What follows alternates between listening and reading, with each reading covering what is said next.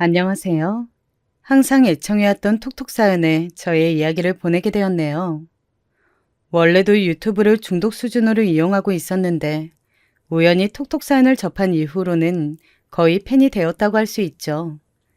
진작에 구독을 눌러놓고 사연 영상이 업데이트되면 놓치지 않고 전부 다 보고 있답니다. 제가 말이죠. 생각하면 할수록 입가에 어이없는 웃음이 지어지는 그런 경험을 한 적이 있어서요. 아주 희한한 경험이었죠. 이야기를 푸는 재주도 없고 다른 사람들이 저의 이야기를 어떻게 받아들여줄까 하는 것에 대한 걱정도 앞서지만 제가 겪은 일을 기록으로 남겨보고 싶다는 생각이 들어서 사연을 신청하게 되었습니다. 비극적인 사고가 일어난 날이든 기대하지도 않았던 로또가 당첨된 날이든 사람들은 그날이 그렇게 특별할 거라고 생각하지 않은 채 하루를 시작한다죠. 코앞에 닥칠 일이 무엇인지 모르기 때문에 그렇다고 합니다. 저도 그랬어요. 미혼인 도련님께서 결혼을 전제로 여자친구를 사귀고 계신다는 것을 익히 알고 있었으나 저는 그 상대가 누구인지 어떻게 생겼는지 이런 것을 전혀 몰랐습니다. 남편이랑 도련님이 형제끼리 대단히 우애가 좋은 것은 아니고 사이가 그저 그렇다 보니까 저 역시 도련님하고 별다른 접점이 없었던 것 같네요. 도련님이 자취하시는 동네가 꽤 멀기도 하였고요. 시댁에서 가끔 가족 모임이 있을 때라든지 그럴 때나 도련님을 뵈왔었죠. 아무튼 저희 남편보다 4살 아래인 도련님이 여자친구와 결혼을 생각하고 있다고 하셨고 어쩌다 보니까 저랑 남편에게 인사를 시켜주는 자리가 마련되었습니다. 수진 엄마, 곽성이가 금요일 저녁에 시간 되냐고 저번부터 물어보던데 어떻게 할까? 뭐? 도련님이? 아니 당신 그거 도련님이 사귀는 사람 우리한테 얼굴 보여준다고 그래서 만나자는 거 맞지? 그런데 그 중요한 얘기를 까먹고 있다가 이제서야 말하는 거야? 금요일은 당장 이틀 뒤잖아. 아, 그래서 된다고 할 거야? 아니면 말 거야? 나는 일단 시간은 되는데 네 형수한테 허락 받아야 한다고 그렇게 곽성이한테 지난주에 말은 해놨어. 근데 또 오늘 연락 오길래 아차 싶었네. 이것 봐. 또 괜히 중간에서 나를 들먹였지? 아, 진짜 못 살아. 도련님이 우리한테 자주 연락하거나 보자고 하는 사람도 아닌데 굳이 아버님 어머님보다 우리한테 먼저 만나는 사람을 보여주겠다고 하는 건 괜한 게 아니겠지. 알았어. 금요일 저녁에 다 같이 식사하자고 그래. 수진 엄마, 근데 생각해보니까 당신 금요일에 일이 바쁘잖아. 금요일마다 퇴근이 늦는다는 게 좀 아까 생각이 나더라고. 알긴 알았나 봐. 됐어. 되도록 일 빨리 마치는 대로 내가 식당으로 바로 가면 되니까. 그러면 혹시 나랑 따로 갈 생각이야? 나는 당신이랑 같이 가고 싶은데 혼자 가면 어색해서 싫단 말이야. 도련님과 도련님의 여자친구를 만나기로 한 그 자리에 나가기 전에 남편이랑 작은 설전을 벌였던 게 생각이 나네요. 제가 원래 결혼 전에도 잘 툴툴거리거나 까칠하게 말을 하는 사람이었던 건 결단코 아니었는데 결혼하고 나서 살다 보니까 그렇게 되었어요. 자기 식구들 일에서는 늘 뒷짐을 지며 뒤에서 관망이나 하려고 하는 주제에 그 모든 자리에 저를 밀어넣는 남편의 태도 때문에 제가 복장이 터져서 성격이 점점 변했던 것입니다. 게다가 시어머니께서 저랑 좀 처음부터 삐거덕거렸던 관계였어요. 시어머니께서는 제가 당신의 맏며느리가 된다는 걸 탐탁치 않아 하셨고 저는 시어머니 같은 스타일의 어른은 질색이었거든요. 그 사이에서 남편이란 인물이 집안의 장남으로서 중재는커녕 조금 더 현명하게 굴지 못하였으니 시어머니와 저의 사이가 완화될래야 될 수가 없었답니다. 오히려 시간이 갈수록 서로가 서로를 마음에 안 들어 한다는 사실만 분명히 되고 있었죠. 저는 어디까지나 아랫사람이기 때문에 그런 티를 대놓고 내지 못했다면 시어머니께서는 오히려 시간이 흐를수록 드러내놓고 저에게 모진 말씀을 많이 하시게 되었죠. 점점 더 제가 보살이 되어가는 중이었네요. 아무튼 저는 그래서 남편만 보면 속에 커다란 돌멩이 하나가 든 것처럼 마음이 무겁고 답답했어요. 그래서 말을 부드럽고 좋게 할 수 있는 상황에서도 점점 짜증스럽게 굴기 시작했었던 것 같아요. 그런 걸 보면 저도 정신적으로 참 미성숙한 사람이었던 것이죠. 아무튼 저는 시댁의 대소사에 남편 대신 제가 반강제적으로 다 참여해야 하는 상황이 된 것만으로도 짜증이 났었으므로 도련님이 모처럼 저희 부부를 따로 만나고자 하셨던 것도 솔직히 귀찮은 마음이 컸어요. 굳이 자기 형 부부한테 먼저 소개를 시켜준다는 걸 보면 지금 만난다는 여자친구 그렇게 연애 기간은 오래되지 않았지만 결혼할 생각이 있으신 건 확실한 듯 싶네. 저는 그런 추측을 하면서 그 바쁜 미치겠는 금요일의 업무를 간신히 끝낸 채 저녁 식사 자리로 나갔습니다. 자기 혼자 먼저 나가 있으면 될 것이지 혼자는 가기 싫다고 박박 우겨댄 남편 때문에 도착 시간이 약간 지체되었죠. 작은 해프닝이었고 왠지 민망한 마음을 가지고 식당 내부로 들어갔더니 도련님이 자기 여자친구랑 저희 부부를 맞아주었습니다. 평소에 엄두도 내기 힘든 정말 특별한 날이나 큰 마음 먹고 갈 수 있는 고급 식당이었어요. 형수님, 오랜만에 뵈는 것 같아요. 잘 지내셨죠? 이쪽은 저랑 만나고 있는 제 여자친구예요. 미리 말씀드리자면 저보다 2살 연상이고 슬슬 결혼 생각하고 있습니다. 어머, 그러셨구나. 아유, 도련님. 아버님, 어머님은 아직 모르시는 것 같던데 저희한테 먼저 이런 소식 알려주셔서 감사해요. 두 분 너무 잘 어울리시는 것 같아요. 저는 입으로는 대충 장단을 맞춰주고 있었지만 눈으로는 자꾸만 도련님의 여자친구라는 인물을 뚫어지게 관찰하고 있었답니다. 보자마자 이상한 기시감이 들었거든요. 어라? 내가 혹시 이 사람을 살면서 본 적이 있었던가? 처음 보는 것 같지 않은 이 기분은 뭘까? 그리고 옷도 그렇지만 가방까지 꽤 사는 집 따님 같네. 딱 봐도 돈이 많아 보여. 도련님이 어쩌다가 이런 여자를 만나게 되었을까? 그리고 정말 특이했던 점이 도련님의 여자친구라는 사람이 자기 쪽에서 먼저 예비 형님 부부를 만나보고 싶다라고 말을 했다는 거예요. 그 요청을 듣고 나서 도련님은 아, 이 여자가 나랑 결혼 생각이 있구나 라는 것을 처음 알아차렸다고 합니다. 그 전에는 서로 결혼 이야기를 진행한 적이 없었대요. 신기하죠? 도련님은 본인의 수준에 비해 자기 여자친구가 너무 부잣집 딸이니까 솔직히 결혼까지 가는 건 너무 꿈만 같은 일이라고 생각을 했었대요. 특히나 상대 쪽에서 결혼에 대해 먼저 얘기를 꺼낸 적이 없으니까 도련님 혼자서 은근히 결혼에 대한 희망사항을 매번 꺼내 보이는 것도 민망했다고 하고요. 그런데 그 여자친구 쪽에서 먼저 결혼에 대한 입장을 표명한 게 바로 저랑 남편을 만나보고 싶다고 했다는 것이죠. 그것도 예비 형님 부부라고 지칭했으니 도련님이 옳다구나 싶었던 것입니다. 갑자기 저는 예비 동서가 생긴 셈 되었는데 어렴풋이 예상했던 것보다 집안에 사는 수준이 정말 좋은 것 같아서 제가 깜짝 놀랐습니다. 사는 곳이 청담동에 있는 유명 빌라더라고요. 거기는 톱스타들이 몇 명 사는 것으로 알려진 거주지거든요. 서울 강남 한복판에 자기 명의로 집이 있다는 것도 놀랄 노짜였는데요. 거기에 그치지 않고 그 집이 청담동의 최고급 빌라인 것에 입이 떡 벌어지고 말았습니다. 우와, 대박이네. 그런 집에서 살려면 로또 1등이 몇 번이나 당첨되어야 하냐? 전생에 나라를 구한 집안이었나 보네. 어떻게 그렇게 부자일 수가 있을까? 여보, 조용히 해. 도련님 들으실라. 뭐 어때? 곽성이도 우리가 부러워할수록 좋아할 텐데. 남편이 제 앞에서 작게 중얼중얼 거리는 통에 저는 아무렇지 않은 척하느라 민망해서 혼쭐이 났었네요.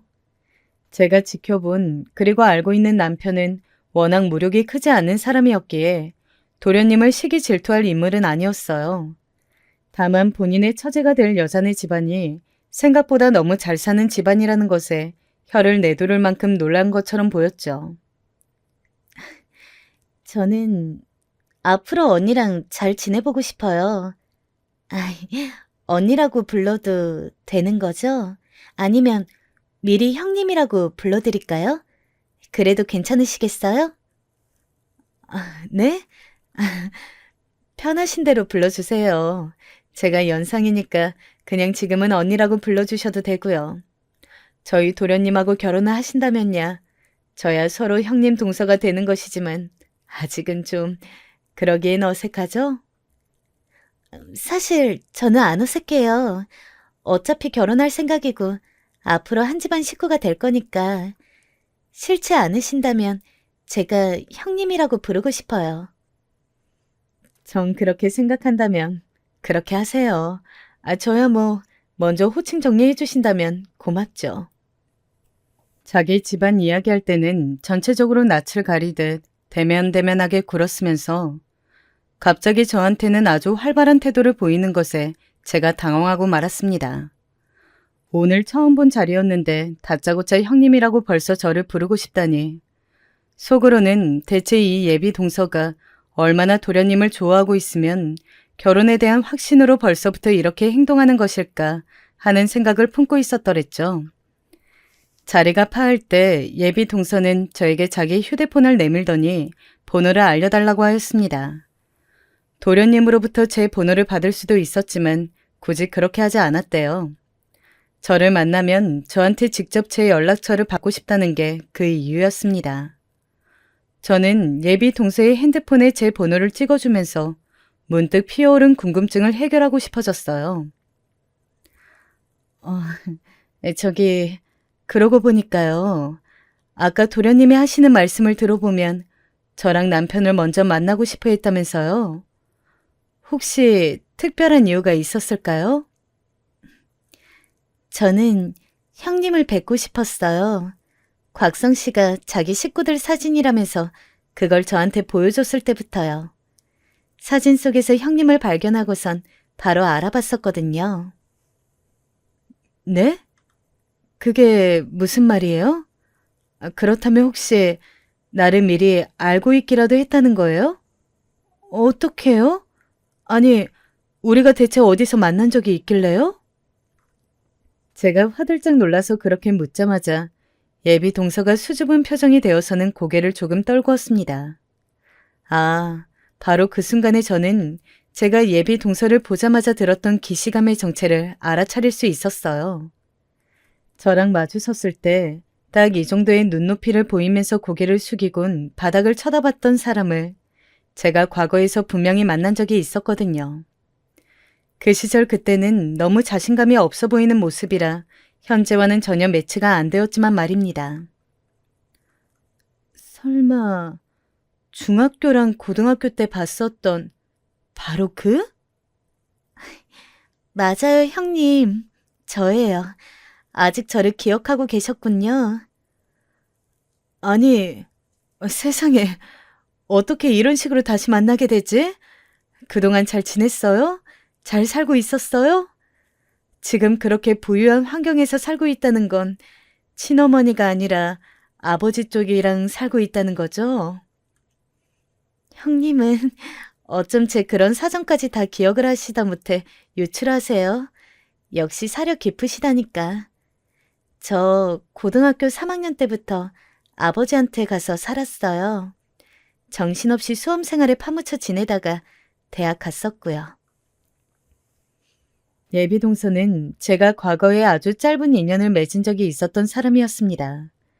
굉장히 짧았으나 믿을 수 없을 만큼 강렬한 인연이었죠. 특히 저에게보다 예비 동서에게 깊은 흔적을 남긴 모양이었습니다. 저는 상상하지도 못한 재회에 압도당해서 조금은 멍하게 예비 동서랑 둘이서 이런저런 대화를 더 나눈 끝에 헤어졌었어요. 수진 엄마, 혹시 두 사람이 원래 알던 사이였어? 뭘 그렇게 대화를 오래 하다가 와?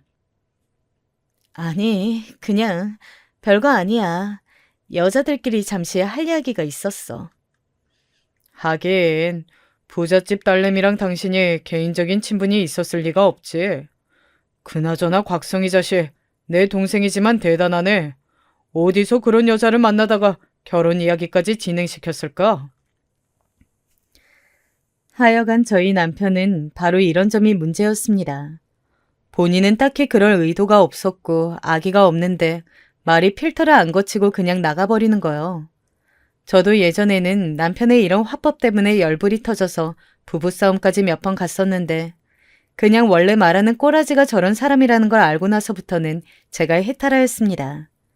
시어머니께서 워낙 막말을 잘하시는 스타일인데 그에 비하자면 남편은 순한 양이나 다름없었으니 비교 대상이 있으니까 차라리 남편이 낫게 보이면서 웬만한 건 용서가 되더군요.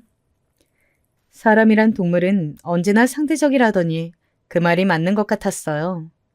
그날 집으로 가는 내내 차 안에서 저는 과거 회상에 몰입해 있었어요. 세월이 흐르면서 저도 모르게 깜빡 잊고 있었던 일들이 제 안에서 살아나는 것을 느꼈죠. 그 과거의 어느 한 틈에 예비동서라는 인물도 들어 있었습니다. 인연이란 참 신기하구나. 운명은 우연을 가장해서 오는 것이라더니 그런 것 같기도 하고. 어쨌든 내 예비동서가 될 사람이 옛날에 그 애였다니 정말 기가 막히네. 그 후로 좋은 환경에서 잘 살고 있었구나. 다행이다. 저는 홀로 이런저런 생각에 더 잠겨 있었건만 그런 저를 방해했던 것은 운전을 하던 남편이었습니다. 제가 예비 동서라는 인물을 만나고 나서 한참 생각에 잠겨 있는 걸 보고 자기 딴에는 다르게 해석이 된 모양이었어요. 수진 엄마, 설마 당신 앞으로 서열 잡고 살 생각하는 건 아니겠지? 자기보다 아랫사람으로 들어올 건데 그 사람 집안이 아주 부자인데다가 성격까지 활발해 보이니까 군기 잡기에 만만치 않겠다면서 그런 생각하고 있는 거 아니야? 뭐라고? 아니 무슨 생각을 그렇게 해? 서열이라니 나는 상상도 안 해봤어. 당신이 우리 어머니한테 당하고 있는 걸 보면 철저히 서열대로 굴러가는 사람인 것 같아서 그렇지. 말은 잘한다. 그래서 내가 어머니한테 잔소리 듣고 그럴 때 나를 한 번도 안 도와준 거야? 지금 그걸 자랑이라고 해? 내가 어줍잖게 당신 편들면 우리 어머니는 더 노하시는 분이니까 그렇지. 우리 어머니 성질이 이상하게 오락가락하는 거 이제 당신도 잘 알잖아. 그냥 대충 비위 맞춰주는 게 여러모로 제일 편해. 당신은 내 앞에 서는 말이 이렇게 청산유수면서 왜 남들 앞에 서면 꿀먹은 벙어리가 되는 거야? 그 이유 좀 알자. 내가 새로 동서가 들어오면 서열 잡고 군기 잡는다고 해도 막상 당신은 그때 되면 말은 한마디도 안 하고 있을걸? 아이, 그건 그냥 다른 사람들 앞에서는 어색하니까 그렇지. 하여간 아랫사람한테 잘해줘. 부잣집이라는 배경만 거나하지. 아까 보니까 사람 눈빛이 왠지 순해 보이더라. 당신하고 제대로 붙으면 상대도 안 될 거야. 그러니까 당신이 좀 봐줘. 정말 어이가 없었습니다. 제가 시어머니로부터 은근하게 시집살이를 당해왔다는 걸 남편은 알고 있었고, 그러니까 제가 그걸 예비 동서한테 똑같이 분풀이하면 물려줄 거라고 자기 혼자 추측이 되었나 봐요. 남자들은 왜 항상 단순하게 짝이 없으면서 이상한 곳에서 고차원적인 발상을 할까요? 제 남편뿐만 아니라 결혼해서 애 있는 지인들 얘기 들어보면 거의 엇비슷해요. 연애할 때는 안 그랬는데 결혼하고 나서는 다 그렇게 되어버렸다는 얘기를 들으면 고개가 저어집니다. 그쯤에서 저는 저랑 별로 친하지 않았고 그래서 잘 알지 못했던 어찌 보면 미지의 존재 같은 도련님이 과연 결혼 후에 어떻게 변해갈지 궁금해졌답니다. 그저 그렇게 사는 수준인 시댁에서 보자면 무지하게 재력이 좋은 예비 동서가 조금 특수한 경우의 사람이었으므로 그 미래가 더욱 궁금해졌죠. 그 두 사람이 무사히 결혼까지 꼴이 나게 될지도 관건이었고요. 예비 동서의 등장에 시부모님은 너무 좋아서 거의 뒤로 넘어갈 지경이셨다고 해요. 뭐지? 갑부 흉내만 내는 수준이 아니고 진짜 백이 갑부 집안이라니. 아유 세상에나 이게 웬일이니. 그것도 강남에? 입이 떡 벌어지는 집이 있는 강남 부자? 어머나 난 몰라. 너무 좋아서 어떡하니? 시어머니께서는 5만 호들갑을 다 떠셨다고 하고요. 예비 동서의 비위를 맞추면서 온갖 아부를 다 떠시느라 첫 만남부터 무척 바쁘셨다네요. 그리고 마침내 도련님과 예비 동서의 상견례 날짜가 잡혔습니다. 그런데 그에 앞서서 행사가 하나 있었어요. 바로 예비 동서의 생일이 있었던 건데요. 발단은 도련님께서 무심코 다음 주에 예비 동서의 생일이 있다고 시어머니 앞에서 말씀을 흘렸던 것으로 불씨가 짚어졌습니다. 시어머니께서 단박에 예비 동서의 생일 잔치를 열어주겠노라고 선언하신 거예요. 토요일 저녁부터 예비 동서가 일정이 있다 그래서 토요일 점심을 같이 먹는 것으로 얘기가 되었습니다. 저는 그 소식을 듣고 속으로 생각했죠. 예비 동서가 무슨 옛날 사람도 아닌데 웬 생일잔치? 어디 동네 어르신 생일잔치상 같은 걸 어머님께서 생각하고 계시는 거 아니야? 코웃음을 쳤었는데 그러지 말 걸 그랬어요. 시어머니께서 저한테 연락을 하신 거예요. 예비 동서의 생일잔치를 준비해야 하니까 저한테 구성을 좀 알아서 꾸리라고 말입니다. 그런 거 저한테 전화해서 꼭 시키시는데 그러실 때의 특징은 알아서 잘이라는 표현이 꼭 들어간다는 것입니다. 도중에 시어머니께 의견을 여쭈어 보잖아요. 그러면 너는 알아서 하라는 의미도 못 알아듣냐? 며 잔소리를 어마어마하게 날리십니다. 그래서 여쭤보지도 못해요. 어쩔 수 없이 제가 알아서 잘 준비를 맞춰놓잖아요. 그러면 아니나 다를까 꼭 한 가지라도 태클을 거십니다.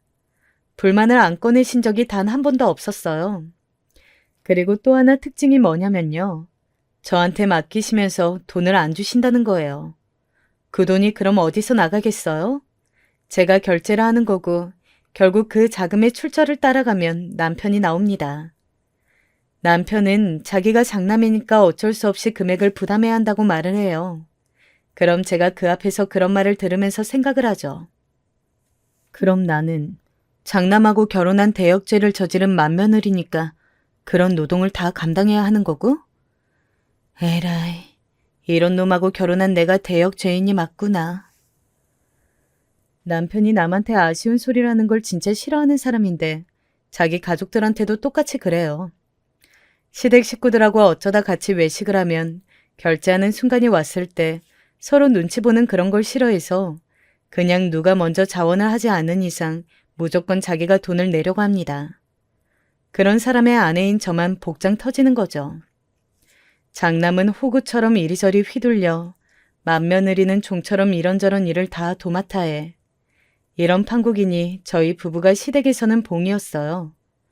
딱 부려먹기 좋은 포지션이라고나 할까요? 그런 상황에 진절머리 나게 겪어본 바가 있는 저였으니 예비 동서의 생일 잔치상 마련하는 걸 거절하는 선택지 따위는 꿈도 꾸지 않았습니다. 네가 알아서 잘해봐라. 고기 좀 내놓고 미역국 좀 끓이고 별로 어려울 것도 없겠지? 귀한 손님 대접한다 생각하고 성심성의껏 정성을 다하면 돼. 네, 어머님. 말씀하신 대로 그렇게 알아서 잘하겠습니다. 시어머니께서 저한테 열변을 토하시려고 하길래 제가 선수쳐서 무조건 잘 알겠다고 답변드렸어요. 남편의 말 맞다나 시어머니께서는 그냥 대충 비위 맞춰드리고 적당히 그 하시는 말씀들을 한 귀로 듣고 한 귀로 흘려보내는 게 가장 나은 상대였으니까요. 처음에는 제가 지는 것 같고 복종하는 며느리가 되는 게 싫고 너무 비굴해지는 것 같아서 반항심이 들었으나 시간이 지나면서 자포자기가 되었던 것 같아요. 똥이 무서워서 피하는 게 아니라 더러워서 피하는 거라는 희대의 명언을 가슴속에 되새겼답니다. 예비 동서의 생일잔치를 준비하면서 저는 인맥 파워를 쓰기로 하였죠. 그건 바로 다름 아닌 당사자였어요. 음식 뭐 좋아하냐고 슬쩍 물어봤거든요. 저는 가리는 거 없어요. 생굴 빼고는 못 먹는 음식도 없고요. 특히 입맛이 인스턴트 식품 취향이라서 자극적인 양념도 잘 먹어요. 제가 먹는 양 자체가 좀 적은 편이라서 그렇지 먹기는 안 가리고 다 먹는 것 같아요. 제가 먼저 연락을 한 것이 좋았는지 예비 동서가 신이 나서는 이런저런 얘기를 늘어놓았죠. 저는 메뉴를 꾸리는데 특별한 제약이 없다는 것을 확인하고서는 그냥 평범하게 메뉴를 골랐어요.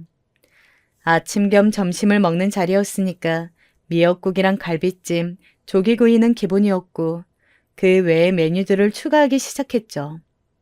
금요일에 늦게 퇴근하고 장을 봐뒀다가 토요일에 일찍 눈을 뜨자마자 바로 준비해서 시댁으로 향했어요. 간밤부터 아이가 감기 기운이 있었는지 짜증을 부리고 자주 뒤척대서 남편이 데리고 잤는데 아침에 보니까 정말로 아이 컨디션이 안 좋아 보여서 그냥 저만 먼저 출발했죠. 남편도 밤새 잠을 설친 것 같았거든요. 몇 시간 더 자게 두는 게 나을 것 같았어요. 일감 들고서는 혼자 시댁에 가려니까 정말 피곤하고 정신이 하나도 없었는데 그래도 귀찮거나 번거로운 마음뿐만은 아니었답니다.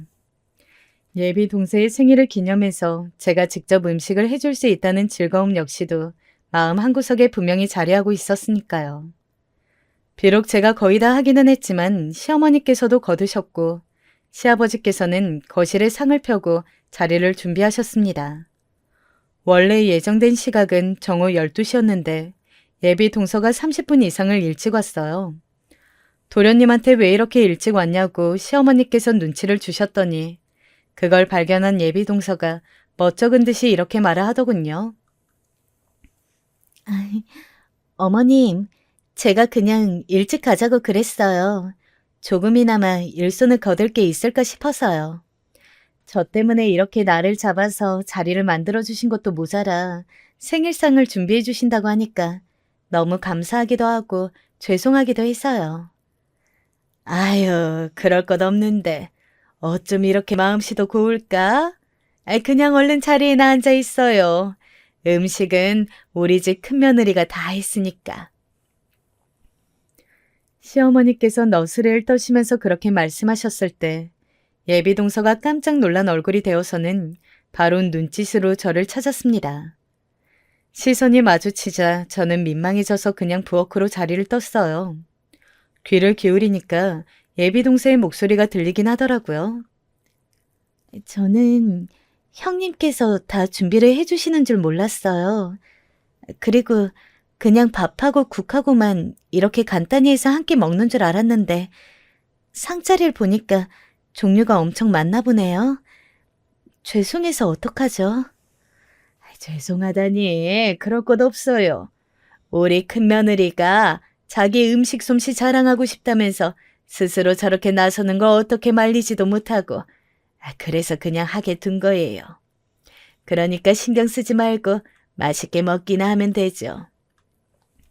작게 웃으시는 시어머니의 목소리를 들으면서 제가 고개를 흔들었습니다. 저 결혼 전에는 바로 말씀을 놓으셨던 기억이 선연한데 예비 동서한테는 결혼식장 들어가기 전까지는 결코 말을 짧게 할 수가 없다면서 시어머니께서는 존댓말을 고수하고자 하셨죠. 이것부터 엄청난 차이가 보이는 것에 실소가 지어졌었네요. 예비 동서도 일찍 왔겠다. 저는 그냥 준비가 다 된 음식들을 먼저 상으로 날랐습니다. 밥이랑 국만 마지막에 푸면 되게끔 말이죠. 저를 보면서 안절부절 못한 예비 동서가 일을 거들어주고자 했는데 그 눈치를 확인한 도련님이 먼저 나서서 저랑 같이 상을 차려주었어요. 저는 예비 동서랑 눈이 마주쳤을 때 그냥 싱긋 웃어주었고요. 그런데 바로 그 순간이었습니다. 시어머니께서 저를 확 째려보시더니 이를 꽉 깨물고선 작은 목소리로 저한테 이렇게 말씀하셨어요. 순대볶음? 오늘 메뉴 중에 이런 것도 있었니? 격 떨어지게 이런 게 갑자기 왜 끼어들어? 이렇게 좋은 자리에. 너는 꼭 너같이 싸구려 스타일의 음식을 꼭 내놔야겠니? 작게 윽박지른 것이었지만 거실이 호남 평야도 아닌데 당연히 예비 동서한테도 들렸죠. 안 그래도 저희 쪽으로 귀를 쫑긋 세우고 있는 눈치였으니까요. 그래서 저는 너무 민망했어요. 예비 동서가 보는 앞에서 이런 취급을 당했다는 게 순간적으로 창피하였고 시어머니가 원망스러웠습니다. 제가 울컥해서 입을 놀리려던 찰나 제 순서를 가로챈 사람이 있었으니 그건 바로 예비 동서였어요. 어머니, 그러지 마세요. 왜 형님한테 그런 식으로 말씀하시는 거예요? 응? 아이고, 아무것도 아니에요. 그냥 우리 큰며느리가 눈치 없게 시리 조금 다른 메뉴들하고 동떨어지는 음식을 내놨길래 내가 이건 별로인 것 같다고 그렇게 말을 하는 중이었어요. 시어머니께서는 민망한 내색을 뒤로 감추시며 태연하게 받아치셨지만 이미 예비 동서의 표정은 좋지 않게 변해 있었습니다. 어머님, 원래 지금 이렇게 말씀드릴 생각은 추호도 없었지만 형님한테 그렇게 굴지 마세요. 저를 위하신다면 더욱이요. 왜냐하면 형님은 제 은인이시거든요. 예비 동서의 발언에 제가 깜짝 놀라서 굳어버렸는데 시부모님이 놀라신 것에 비하면 아무것도 아니었어요. 도련님은 예비 동서와 제가 원래 아는 사이라는 걸 이미 알고 계신 눈치였지만 그럼에도 표정에 조금 놀란 기색이 어려있기는 하였습니다. 바로 그때 현관문이 열리면서 저희 남편이랑 아이가 들어왔어요. 그러나 예비 동서는 그쪽으로 눈길도 주지 않은 채 말을 이었습니다. 어리둥절한 낯의 시어머니를 향해서 말이죠. 제가 옛날에 학교에서 지독한 왕따를 당한 경험이 있었어요. 중학교 때 당했는데 누가 저를 도와줘서 저는 그 지옥에서 벗어날 수 있었어요. 그런데 저를 괴롭혔던 무리의 일부가 저랑 같은 고등학교에 진학하게 되면서 왕따가 다시 이어졌었고요. 그때 또 누가 저를 도와줬습니다. 중학교 때 저를 도와줬던 바로 그 사람이었어요. 한 번 더 저를 도와주었고 그래서 저는 무사히 학교 생활을 할 수 있었던 거예요. 저런 학창 시절에 그런 일이 있었구나. 힘들었겠네요. 당황한 시어머니께서 기계적으로 반응을 해주셨는데 표정에는 그래서 그 얘기가 지금 왜 나오는데? 라는 의문이 가득 차 있었습니다. 그때 예비 동서가 저를 쳐다보았고 저는 그냥 옅은 미소만 지어주었어요. 그 미소를 허락의 의미로 받아들였는지 예비 동서가 또렷한 목소리를 냈습니다. 저를 도와줬던 그 사람이 바로 형님이세요. 사실 그건 도움이 아니라 구원이었죠. 저는 형님이 아니었다면 진짜 그때 세상을 등졌을지도 몰라요. 그만큼 힘든 일이었고 자력으로는 절대 벗어날 수도 없었고 어디에 도움을 청할 데도 없었어요. 그런 저를 살려줬던 게 바로 형님이셨어요. 우리 큰며느리요? 그럼 원래 진작에 둘이 알고 있었던 사이라는 건가? 경악한 시어머니께서 저를 쳐다보셨고 그건 다른 사람들도 마찬가지였어요. 저는 괜히 멋쩍어서 헛기침만 했었던 것 같네요. 저는 사실 재혼 가정의 자식이에요. 고등학교 2학년 때까지는 친어머니랑 살았어요. 사실상 방치를 당한 채 지내고 있었고요. 형님의 은혜를 입은 저는 삶과 미래에 대한 욕심이 생겼고 용기를 내서 아버지를 찾았습니다. 아버지께서는 감사하게도 저를 받아주셨고 저는 그때부터 부유한 환경에서 살게 되었어요. 인생이 바뀐 것이었죠. 따지고 보면 다 형님 덕분이었네요. 예비 동서가 간략하게 말은 했지만 그 이면에 숨겨진 이야기를 저는 알고 있었습니다. 예비 동서의 부모님이 이혼을 하셨던 이유는 바로 예비 동서가 그 아버지의 친자식이 아니었기 때문이었어요. 친어머니가 바람을 피우셨고 그렇게 생긴 생명이 예비 동서였다고 해요. 그 사실을 안 아버지는 이혼 후에 연락을 끊겼고 예비 동서는 친어머니 그리고 진짜 친아버지와 살게 되었대요. 하지만 그 두 분은 혼인신고를 하지 않았죠. 2년을 함께 살았는데 친아버지라는 사람이 어느 날 잠적했대요. 그것도 집에 있는 몇 푼 안 되는 돈을 다 챙겨서요. 그 후로 친어머니는 예비 동서를 방치하기 시작했고 일도 거의 하지 않은 채 아무렇게나 사셨다고 합니다. 그때 예비 동서가 초등학교 6학년이었대요. 사춘기에 접어들 때였는데 집안 환경이 그랬으니 예비 동서의 성격이 음울해졌죠. 중학교에서 아빠 없는 애, 엄마가 정신병자인 애, 전교에서 제일 가난한 애 등으로 찍히면서 고단한 학교 생활을 하기 시작했다고 합니다. 차라리 죽는 게 낫겠구나 싶어서 몇 번이고 예비 동서는 삶을 포기하려 했었다고 합니다. 어느 날 학교에서 멀지 않는 골목길에서 예비 동서는 질이 안 좋은 친구들에게 둘러싸여 괴롭힘을 당하고 있었고 그곳을 마침 제가 지나가고 있었어요. 그쪽은 총 6명인가 7명인가 그랬었는데 저는 제 친구랑 꼴랑 둘이서 가고 있었던 길이었습니다. 하지만 저는 그 걔네들에게 다가가는 걸 망설이지 않았어요. 왜냐고요? 너무 부끄러운 사실이지만 제가 그 중학교에서 소위 1인자라고 불리는 일진 중에 일진이었거든요. 저를 확인한 걔네들은 일제히 고개를 숙여야만 했습니다.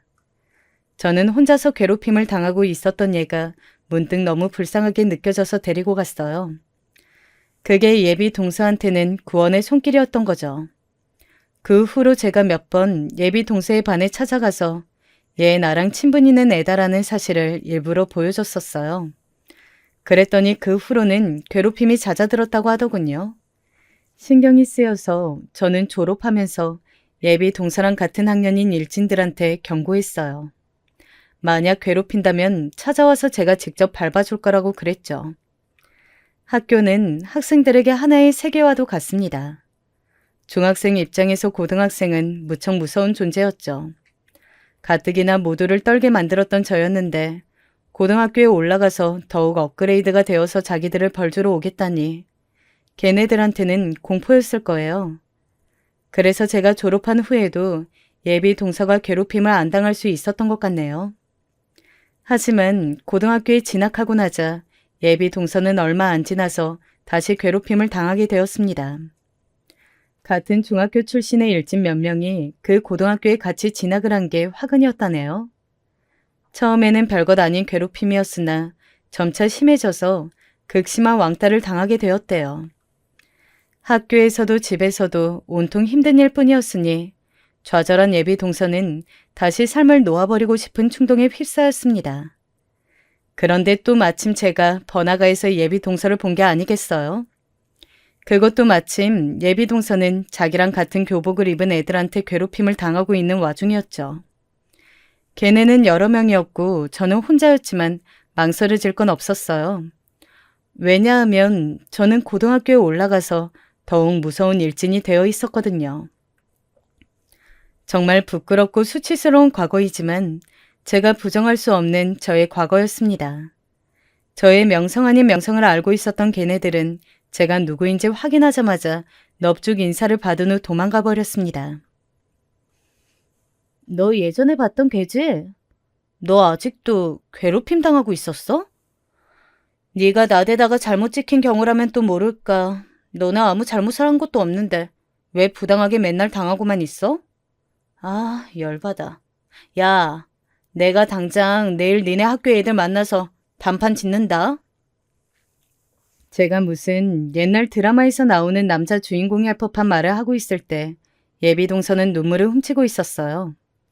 괴롭힘 당할 때는 안 울더니 지금은 왜 우냐고 그러니깐 누군가 자기를 도와주는 것 자체가 신기해서 그냥 눈물이 나온다고 하더라고요. 그래서 제가 예비 동서한테 이런저런 얘기를 해줬었습니다. 그때 그 시절만의 그런 이상한 감성이 있었던 것 같아요. 영화나 드라마에서나 할 법한 폼 잡은 조언들 있죠. 그런 걸 왕창 예비 동서한테 날려줬었어요. 인생은 길고 불행은 짧다느니 내일의 해를 보기 위해 오늘의 달을 바라봐야 한다느니 시련을 이겨내면 그게 도전이 될 거라느니 별 가짜는 조언들을 엄청 해줬었죠. 지금 생각하면 민망해서 미쳐버릴 것만 같은데 그게 그 당시에 예비 동서한테 엄청난 도움이 되었던 것입니다.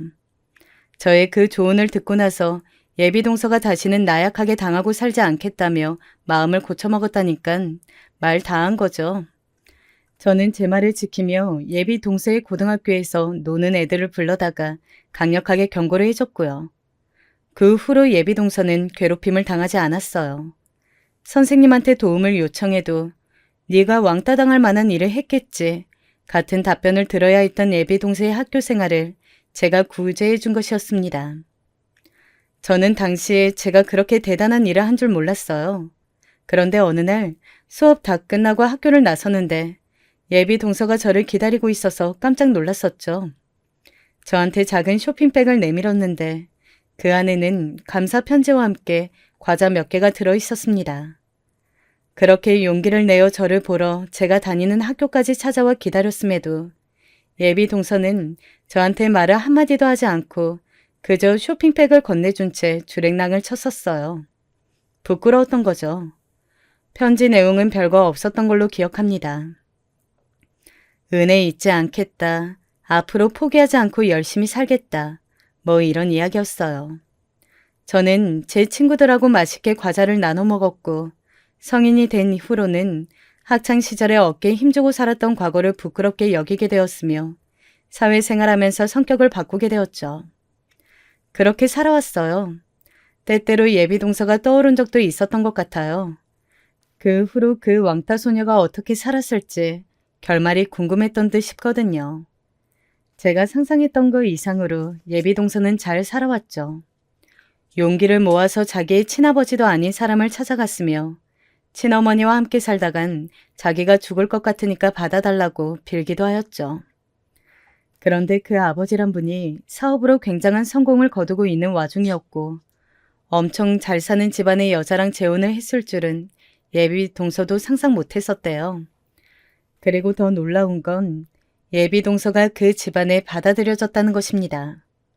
그 이후로 예비 동서는 그 집의 자식으로 살아온 거예요. 불행했던 유년 시절과 학창 시절에 심하게 당했던 왕따의 후유증으로 동서는 원만한 인간관계를 맺는 걸 잘 못했다고 합니다. 그래서 성인이 되고 나서도 힘들었었대요. 20대 후반에 결혼을 할 뻔했었으나 무산된 이후로는 미국에 가서 일을 하며 몇 년 지내다가 다시 한국에 들어왔고요. 어찌어찌 하다가 도련님을 만나게 되었는데 도련님이 꺼내든 가족 사진에서 제 얼굴을 발견해버렸던 것입니다. 긴가민가 했을 때 도련님의 입에서 나온 제 이름을 듣고선 확신을 했던 거죠. 제 교복에 달려 있었던 명찰, 그곳에 적혀있던 이름 석자를 예비동서는 절대 잊어버리지 않고 살아왔으니까요. 이런 비화를 품고 있는 게 바로 저와 예비동서였습니다. 저는 사실 형님 때문에 이 결혼을 결심했던 거예요.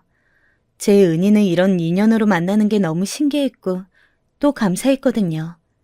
그러니까 만약 어머님께서 형님에게 막대하신다면 저는 실망할 수밖에 없어요. 그렇게 되면 솔직히 결혼에 대한 확신도 흔들릴 것 같고요. 예비동서의 말에 시어머니께서 너무 놀라셨는지 그대로 엉덩방아를 찍으며 주저앉으셨습니다. 도련님의 눈동자가 휘둥그레져서는 저랑 예비동서를 번갈아 쳐다봤죠. 그러더니 도련님께서 외치셨습니다. 엄마는 왜 형수님한테 모질게 구신 거예요? 엄마가 잘못하셨어요. 그러게요. 어머니가 잘못하신 겁니다. 수진 엄마한테 얼른 사과하세요. 그때 웬일로 남편이 말을 거들더라고요. 원래 자기 부모 앞에서 무건수행하는 사람인데 이거 참 의외였습니다. 시아버지께서는 어쩔 줄 몰라 하셨고 예웃고 제 눈치를 살피시던 시어머니께서 떨리는 입술 사이로 저한테 사과 말씀을 전하셨어요. 내가 너무 너한테 편하게 대하고 편하게 생각하고 말을 했었네. 미안하다. 모두가 그렇게 말을 하니 전적으로 내가 잘못한 것이겠지. 내가 너를 미워해서 그런 게 아니고 자꾸만 말을 헛나가다 보니까 그렇게 된 거야. 내 마음 알지? 응? 내가 정말 미안하다. 시어머니의 흔들리는 눈동자로 밀어보건대 갑작스러운 전개에 아직도 혼란스러운 듯 했어요. 다만 귀하디 귀한 예비 작은 며느리가 난데없이 만만한 큰 며느리를 자기의 은인이라고 칭하면서 결혼을 재고하느니 마느니 그런 이야기를 하니까 놀라셔서 그냥 분위기에 휩쓸려 저한테 사과를 하신 것이었죠. 그걸 꿰뚫어 보지 못할 제가 아니었습니다. 하지만 일부러 아무것도 안 따지고 그냥 그 사과를 받아들인 것으로 하였어요. 일단 밥부터 먹자 하여 일부러 분위기도 얼른 전환시켰죠.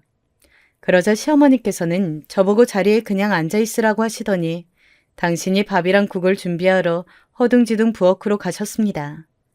그 뒤를 따라간 일꾼은 도련님이셨고요.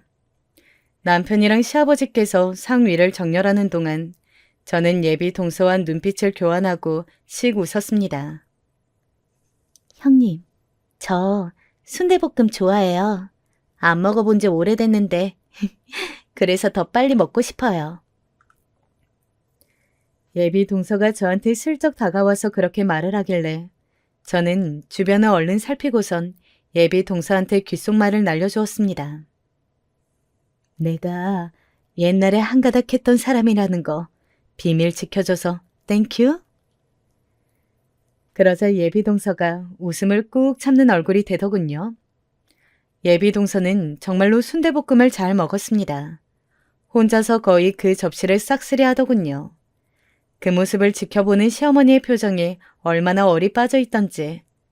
그게 너무 웃겨서 저는 그날 음식이 코로 들어가는지 입으로 들어가는지도 모르고 먹었어요. 상견례는 무사히 진행되었고 저는 그 자리에 참석을 했는데요.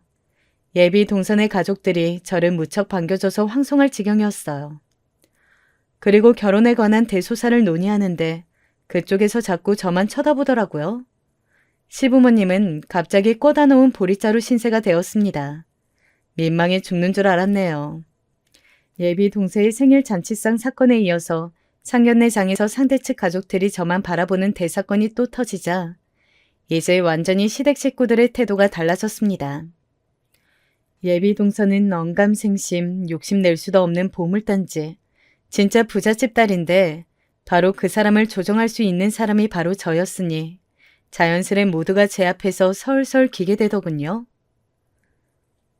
나는 서열 같은 것에 관심이 없었는데 어쩌다 보니까 당신이 말했던 대로 되었네. 내가 서열을 잡게 되었어. 근데 혹시 당신 불만 있는 건 아니지? 내가? 아니, 나 당신한테 불만 없는데? 지금까지도 없었고 앞으로도 없을 거야. 나 원래 수진 엄마 전속 시종이잖아. 으이그, 말이라도 못하면. 아무튼 간에 앞으로는 생각 없이 말 툭툭 뱉는 버릇 고쳐. 이참에 내가 당신의 화법을 고쳐놓고야 말겠어.